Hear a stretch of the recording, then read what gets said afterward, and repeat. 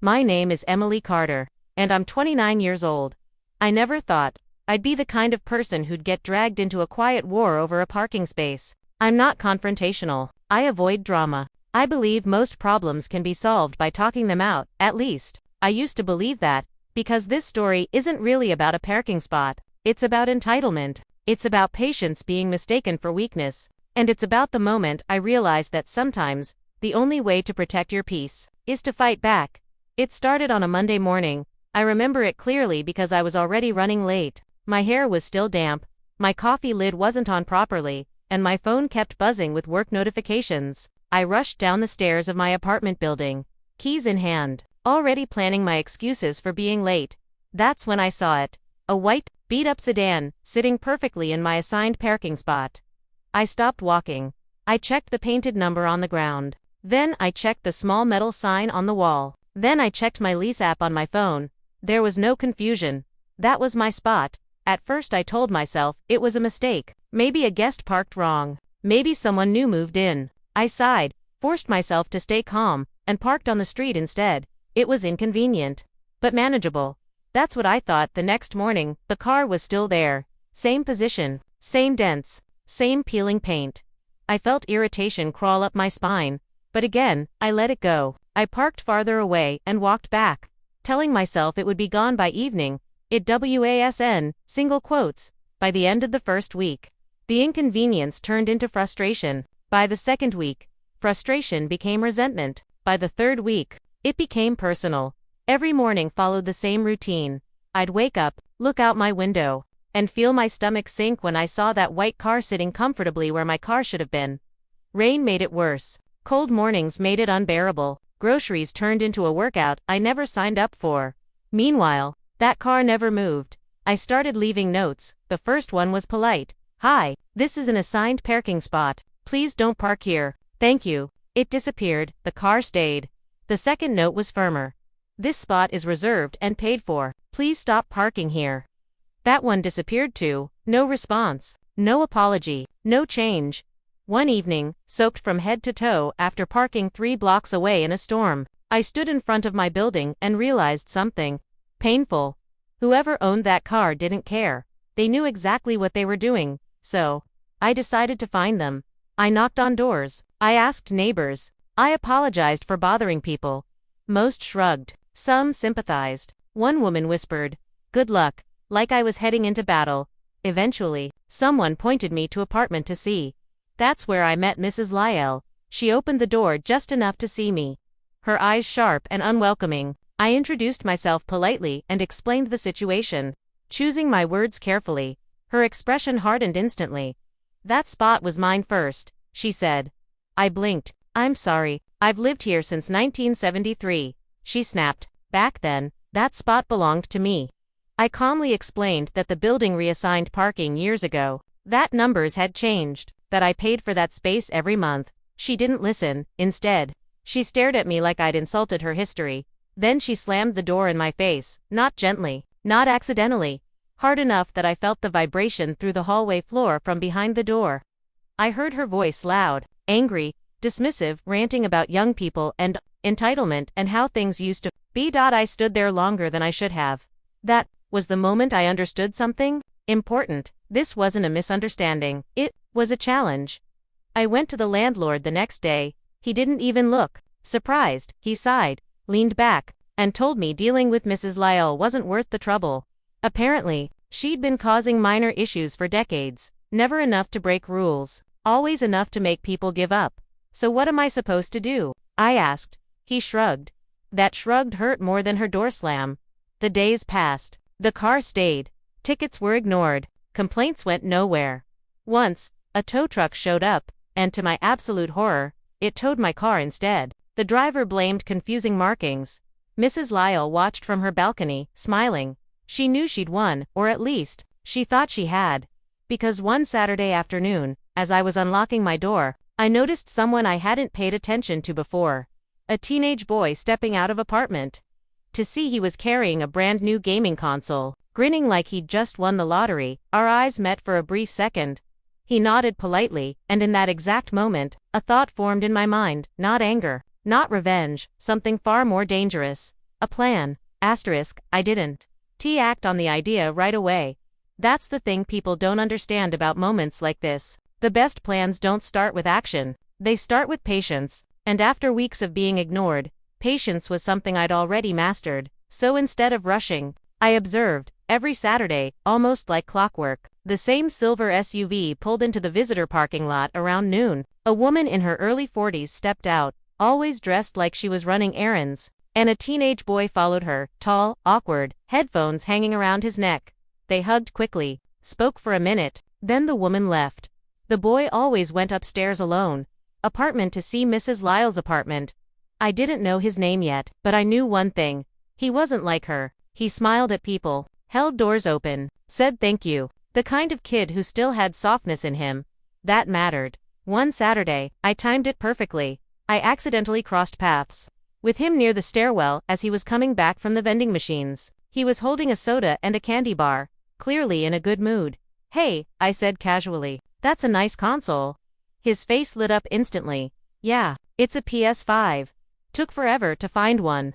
I laughed. Worth it though, right? He nodded enthusiastically. Totally. I didn't push. I didn't interrogate. I just talked. About games? About school? About how boring apartment buildings could be. Within minutes, the conversation felt easy. That's when I learned his name, Kevin, 16 years old. Visited his grandma every weekend. His mom trusted him there because, in her words, nothing ever happens in that building. I smiled at that dot before we parted ways. I said lightly, your grandma's lived here a long time, huh? Kevin hesitated, then shrugged. Yeah, a really long time. That pause told me everything.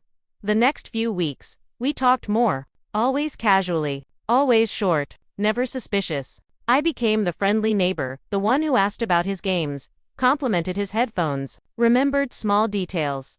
I also never mentioned the parking spot, not once. Then one afternoon, while we were waiting for the elevator, Kevin sighed. She drives everyone crazy. He muttered. I didn't respond right away. Your grandma? I asked carefully. He nodded, rolling his eyes. She thinks everything belongs to her. The building, the parking lot, the sidewalk. I stayed quiet. Sorry, he added quickly. I shouldn't say that. It's okay, I said softly. Families are complicated. That's when he looked at me. Really looked. You're the one with the parking spot, aren't you? My heart skipped. I didn't deny it. Instead, I told him the truth, calmly, without exaggeration, without insults. I explained how long it had been happening, how I'd tried everything, how tired I was. Kevin listened, really listened. When I finished, he exhaled slowly. She won't stop, he said. Once she decides something is hers, that's it. I nodded. I know. There was a long pause. Then I said, what if she thought there were consequences? Kevin frowned. Like what? Nothing permanent, I said quickly. Nothing mean. Just something that scares her enough to rethink things. He didn't answer right away. Instead, he stared at the elevator doors, like they might open into answers. Finally, he asked, what kind of scare? That was the moment, the exact moment when the line shifted from thought to action. I told him my idea, not all at once, not dramatically, piece by piece, a fake notice, a believable threat, just enough realism to feel official. When I finished, Kevin stared at me, then smiled. How much? He asked. I laughed nervously. I was thinking $40. His eyes widened. Deal. That weekend, Mrs. Lyle left for her weekly bingo game like she always did, and Kevin and I got to work. I printed the notice on heavy paper, added a logo, included a phone number, a number that rang directly to a burner phone in my pocket. When we placed it on her windshield, my hands were shaking. Not from fear, from anticipation. Everything was set. All we had to do now was wait. Saturday afternoon felt strangely quiet, almost too quiet. I stayed inside my apartment, pretending to scroll on my phone. While my heart thumped with a mix of nerves and excitement, Kevin sat on the couch, controller in hand, pretending to play his PS5 but stealing glances at the window every few seconds. Are you sure this will work? He whispered. I smiled without looking up. It's convincing. She won't know the difference until she sees it for herself. The wind had picked up outside, rustling the leaves and rattling the blinds. Perfect cover for a piece of paper, taped to a windshield to flutter and land exactly where it needed to. And then I saw her Mrs. Lyle, walking briskly down the sidewalk toward the parking lot, her cardigan flapping slightly. Bingo night must have ended early. Her eyes narrowed as she spotted her car, and then, she froze. I held my breath. She saw the notice, the small laminated paper taped neatly under her windshield wiper. Official-looking, bold letters at the top. Towed vehicle notice. Her eyebrows shot up, her lips pressed into a tight line. She circled the car slowly, scanning the notice as if it might change shape if she looked at it long enough. Kevin nudged me. She's reading it. And then it happened. She reached for her phone, fingers trembling slightly. I grabbed my burner, turned it on, and waited for the call. "Hello," I said, my voice calm, professional, and intentionally firm. "Oh, my car. My car," she gasped.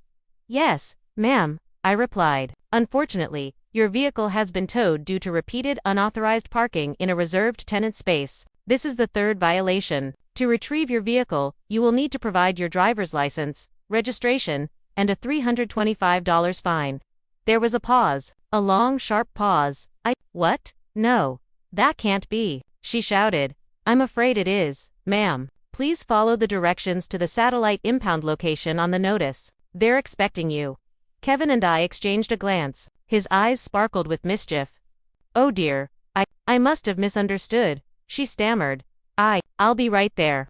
For the next hour, we tracked her through Kevin's discreet texts. She drove around in her little sedan, following the addresses I gave her, each one slightly farther from the building than the last. Every wrong turn she made, every frustrated beep of her horn, every muttered complaint made my stomach tighten with anticipation and excitement.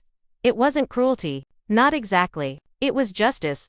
Kevin texted. "She's calling again." I picked up. "Yes, ma'am. Did you reach the impound lot?" "No. I don't understand." I turned left, then right. "It should have been here." I gave her a new set of directions. "Perhaps you missed the entrance. Please try this new route." She hung up. She called again. And again, 5 times in total, each time more frantic than the last. Meanwhile, I stayed inside, heart pounding, hands slightly shaky, but unable to stop smiling. 3 hours passed. Kevin reported via text. "She's exhausted. Parking lot looks empty. Not sure where she is now." And then, the climax, Kevin texted. "She's coming back. Says she saw her car in the building parking lot." I felt my pulse spike. I peeked out the window. There she was. Mrs. Lyle parked exactly where she started, her white sedan untouched. The laminated notice had blown slightly in the wind. Harmless now. She stepped out of the car, breathing heavily, muttering to herself, the lines on her forehead deeper than before, and for the first time, I saw doubt in her eyes. Fear, maybe not of me, but of the possibility that next time, it wouldn't be fake. Kevin grinned and waved the $40 he earned from our little operation. "New headphones, right?" I smiled too, but inside, I knew this was only the beginning. Because Mrs. Lyle had a long memory, and while she may have learned to avoid my parking spot, she would never forget the humiliation. And I was already thinking of the next move. I thought it was over. I thought the battle for my parking spot had ended with Mrs. Lyle's panic and my little victory. I was wrong. Because people like Mrs. Lyle, they don't forget, they plan, they wait. And, when given the smallest opportunity, they strike back. It started subtly. The next Monday morning, I walked down to my spot, coffee in hand, expecting the usual empty asphalt welcoming me. Instead, there it was. A single yellow line freshly painted across the edge of my rectangle. Perfectly straight, perfectly taunting. I froze. I checked the numbers on the ground. My spot was still mine, technically, but the line made it feel like a prison cell. A message. I knew immediately who was responsible, Mrs. Lyle, and she was sending a warning. Over the next week, the subtle harassment continued. My windshield wiper mysteriously bent one morning. My tires had tiny scuff marks. A note left on my car said nothing, but the handwriting. I knew it instantly. Sharp, deliberate, old-fashioned. Kevin noticed it too. "She's back," he said, eyes wide. "She's planning." I nodded slowly. "I know." I realized that this was no longer just about a parking spot. It was about power. About control. About proving who could outsmart whom. I needed a plan. And it had to be better than before.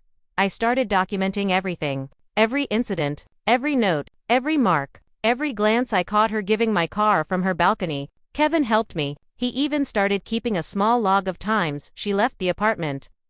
Bingo nights, shopping trips, the times she was away and vulnerable. I also realized something else. Mrs. Lyle thrived on intimidation. She liked the thrill of making people uncomfortable, and the longer this went on, the more I understood that a direct confrontation would never work. She would always win in a face-to-face dots, so I had to think like her. I had to match her strategy. The next Saturday, we executed a small test. Kevin and I left a fake note on her car. Nothing threatening, just a harmless reminder that the building was monitoring all parking spaces. IP watched her from a distance. Her face twisted when she read it. She looked around. She shook her head, muttered under her breath, and then she started taking notes herself. She was already plotting. I realized I had just lit a fire I couldn't fully control. Over the following days, the tension escalated. I returned from work to find the little things: a misplaced garbage bag, a faint scratch on my bumper, a note left under my door with a single word: watch. I felt the excitement and fear twisting in my stomach. It was dangerous, not physically at least, not yet, but psychologically. Every nerve in my body was on edge. Every trip down the stairs felt like walking into a minefield. Kevin noticed my unease. "You're getting into her head," he said one evening as we planned our next move. "But she's getting into yours too." I didn't answer. He was right. And then one night, as I was checking my phone before bed, I got a text from an unknown number. "You think you're clever? But clever can be beaten." My heart skipped. Mrs. Lyle had just sent the first official shot in her counterattack, and now, the real game was beginning. Because this wasn't a prank anymore. This was war. By Monday morning, I realized one thing clearly. Mrs. Lyle was no longer just a neighbor. She was an opponent, a strategist, a master of small, deliberate annoyances, and I was trapped in her web unless I outsmarted her completely. The first week of her counterattacks had been subtle: scratches, misplaced objects, threatening notes. But by the second week, it became clear she was escalating. I arrived home one evening to find my grocery bags tipped over in the hallway. One of the cans had rolled underneath the elevator doors. Nothing stolen, nothing major, just a statement: "I can reach you anywhere." I picked up the can, staring at it, and whispered to myself, "Game on." Mrs. Lyle. Kevin, of course, loved it. "This is epic," he said, bouncing on his heels. "She doesn't even know what hit her." I wasn't so sure. The problem wasn't that she was bold, it was that she was patient, calculating, and her patience had given her insight into me, my routines, my patterns, even the times I was most vulnerable. I realized I had to change tactics entirely. No more small tricks, no more reactive moves. I needed a strategy that put me back in control. That weekend, I went on the offensive. I started by observing her, not stalking, just paying attention: the way she hung her coat, the way she locked the door, the routes she took to the store. Everything, every detail became a piece of a larger puzzle. Then I implemented subtle distractions: a carefully placed parking cone here, a friendly note from a building committee there. Small enough to seem legitimate, but enough to make her second-guess her own rules. Kevin became my right hand. He was my eyes on the balcony, my runner for small errands, and the perfect messenger. We created scenarios where Mrs. Lyle would see evidence of monitoring cameras, inspection forms, official-looking envelopes. All entirely fake. The beauty of it wasn't the deception. The beauty was in watching her reactions. I remember one afternoon, watching from my window, as she circled her car 3 times, checking under the windshield wipers, checking the tires, muttering curses under her breath. She didn't know the camera she thought was watching wasn't even plugged in. She didn't know the official-looking envelopes were empty. She didn't know Kevin and I were sitting inside, smiling, sipping iced coffee. And I realized she had underestimated me. The subtle psychological warfare worked in our favor. She became jittery, suspicious of every neighbor, every note, every passerby. She parked awkwardly, double-checking her previously confident demeanor wavered. But she was learning too. I could see it. And that was the problem. Because now, Mrs. Lyle wasn't just reacting. She was planning, calculating, waiting for the perfect moment to strike back. I knew it was coming, and it did. One evening, as Kevin and I were setting up another harmless inspection notice on her car, I saw her pause at her door, not rushing out, not muttering under her breath, just standing there, calm, observing. She had discovered a pattern. She had figured out something. I felt my stomach twist. This was different. I could feel it in the air. The tension was no longer one. She was learning, adapting, and she was patient. Kevin nudged me. "She's on to us," he whispered. I didn't answer. I just watched. And in that moment, I realized the next move would have to be brilliant. Not just clever. Not just strategic. It had to be unpredictable. Because the final play was coming, and if I failed, I would lose everything. Asterisk, I knew it had to be perfect. The stakes were higher than ever. Mrs. Lyle had adapted, learned my patterns, and was growing cautious. One wrong move and the advantage would slip through my fingers. Saturday morning, I woke early. Sunlight streamed through my blinds, but I barely noticed it. I had been planning this moment for days, writing and rewriting every step in my mind. Kevin sat nearby, playing with his headphones but fully aware of the gravity of the situation. "This is it," I said, sipping my coffee. "We make the next move count. One shot, one chance." He grinned nervously. "I trust you, Emily." I smiled back. I didn't need luck. I had strategy.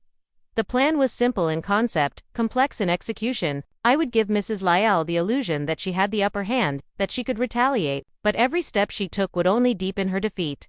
First, I left a small, official-looking envelope on her car. She'd seen these before, so it wouldn't alarm her. Not immediately. Inside, a note in precise handwriting. "We're monitoring all parking violations. Please ensure compliance to avoid fines." Next, Kevin and I staged a little inspection. A fake parking officer, just me, in a reflective vest, clipboard in hand, made a casual appearance near the lot. She spotted me instantly. Her eyes widened, panic flashing for a fraction of a second before she masked it with irritation. She drove away, muttering, her confidence shaken. That was step 1. Step 2 required patience. That afternoon, I noticed her leaving the apartment with a small bag. She paused at the lot, glanced at my car, glanced at her own, then walked away without incident. I realized she had no idea that what she thought was control was actually being manipulated. Step 3 was timing. Kevin and I positioned ourselves at vantage points across the building. When Mrs. Lyle returned, she found a note stuck to her windshield. Another fake notice, but this one contained the kicker. A clear and believable warning that the building management had finally taken formal action against repeated violations. It looked official, too official. I stayed in my apartment, holding the burner phone. When she called, I answered calmly, professional, firm, authoritative. "Ma'am, this is the building compliance office. We've received repeated complaints regarding unauthorized parking. This is the final notice. Failure to comply may result in permanent towing and fines." Her voice trembled slightly. This can't be happening." I gave her directions to a new lot, carefully chosen so it led nowhere. She drove off in a flurry of panic, muttering and flipping through the papers. Kevin and I watched through the window. I could feel the tension, the fear, and a tiny thrill of satisfaction. Hours passed. She returned, her car perfectly intact in the original spot. She stood beside it, hands on hips, muttering, scanning the lot as if the universe had betrayed her. And that's when it happened. Her shoulders slumped. She looked defeated, not humiliated, not enraged, just exhausted. The fight had gone too far. I knew the moment I had achieved victory, not through confrontation, not through anger, but through careful observation, patience, and clever strategy. She never touched my parking spot again, not for the rest of the year. Kevin used his $40 reward to buy new headphones for his PS5. He grinned from ear to ear. And me. I learned something important. Some battles aren't won by brute force. They're won by planning, patience, and knowing exactly when to strike. Mrs. Lyle may have been clever, calculated, experienced, but in the end, every move she made only guided me to victory. I sipped my coffee that evening, standing by my car, sun setting in the distance, and smiled, because sometimes, the best revenge isn't loud, it's quiet, it's clever, and it's completely satisfying.